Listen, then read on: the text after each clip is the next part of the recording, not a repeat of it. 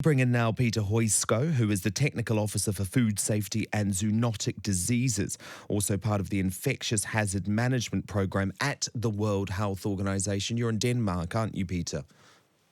That's right. Good afternoon. Hello. Is it Copenhagen? Is that where you are? That's right. Yes, the regional office for WHO in Europe. So obviously this is a time of great crisis. The World Health Organization is right at the heart of it. But so are these wet markets, Peter, because I have to be honest, I am horrified by them. I guess it was something that before this pandemic I knew a little bit about, but I tried to push them to the back of my mind. Now that the entire world's economy has been brought to its knees, now that over 18,000 people have died in the UK alone, my personal view is we've got to do something about these wet markets. What is the World Health Organization going to do? That's right. We still don't know exactly how the coronavirus was initially transmitted from Indeed. animals to humans, but it's likely to have been caused in a wet market from either a wild animal or domesticated wild animal and then on to humans.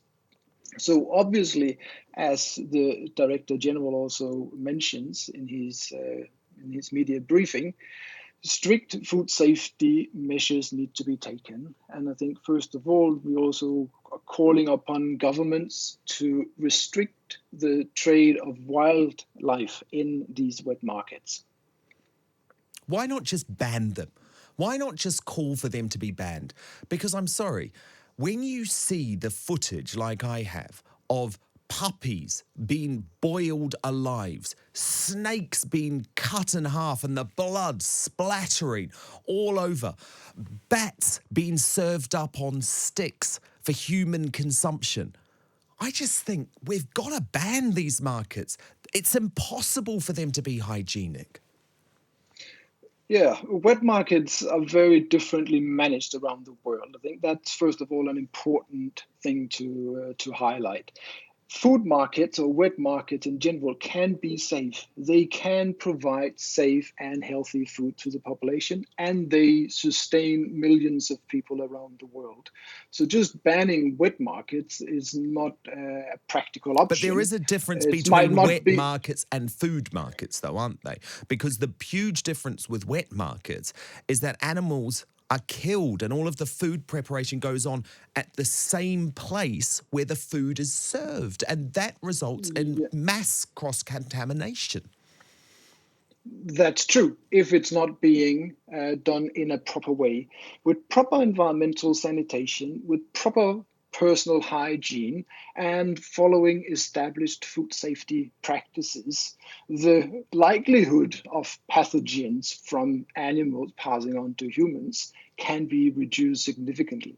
So it's more a question of how these markets are managed as opposed to whether they are legal or illegal.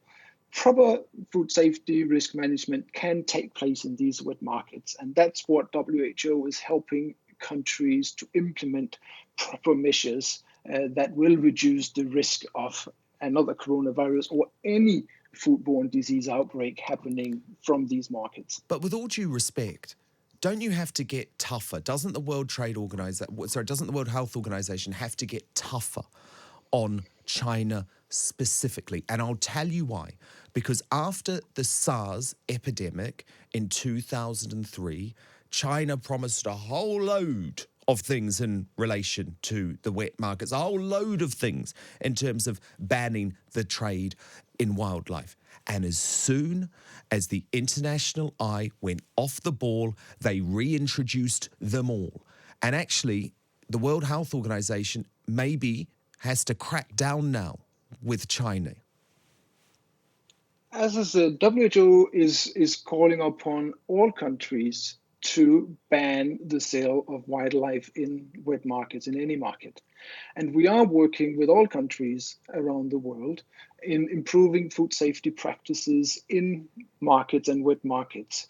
We are developing guidance. There is already guidance out there available, has been there for a while. But they're With ignoring good it. hygiene The practices. Chinese government is ignoring this advice. Is that not the issue? WHO is not imposing restrictions on countries. WHO is working with the member states, including China and all the other member states, on improving food safety and food safety risk management practices, including in wet markets. Okay, there's another issue, though, with the World Health Organization approach to this, Peter Hoejskov. Last year, you added Chinese medicine to your list, your sort of approved list of health practices around the world. You know what Chinese medicine does, don't you? It encourages the farming of wildlife, like pangolin, which we believe probably had something to do with the spread of coronavirus. A lot of people say it went from a bat to a pangolin to a human being. So doesn't the World Health Organization have to look at this endorsement of Chinese medicine as well? That's not my area of expertise, so I will not comment on traditional medicine. But as I said, on the food safety side, we are coming up with stronger recommendations. We are revising the guidelines that we have for healthy food markets, and we encourage and we work with our member states to implement. But just to clarify, the practice of boiling dogs alive and cutting up kittens, allowing the blood to splatter all over market stalls and serving snakes, all of that would be allowed under these guidelines because that's not considered wildlife trade. From a food safety perspective, I mean, the things you're mentioning here, I don't have the evidence for this is happening. You may have seen some videos. I don't know where that information is coming from, but let's say I've seen it. The biggest horrors went on in that market in Wuhan. Oh, and I've seen other videos. It's not just China, in fairness. It's Indonesia and it's Thailand as well. Yeah, but we might be talking more about animal welfare issues as opposed to food safety issues as such. I think that the two things combine.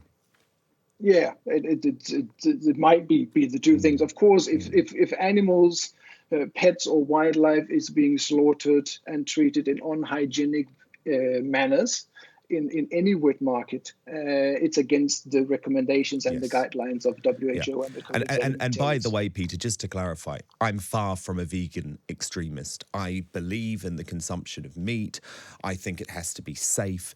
And personally, I want wet markets banned because I do not believe that animals can be killed safely at the same place where the food is served. It's just not going to work. But I very much appreciate you explaining the World Health Organization position. That is Peter Hoejskov, who is the Technical Officer for Food Safety and Zoonotic Diseases, part of the Infectious Hazard Management Program at the World Health Organization.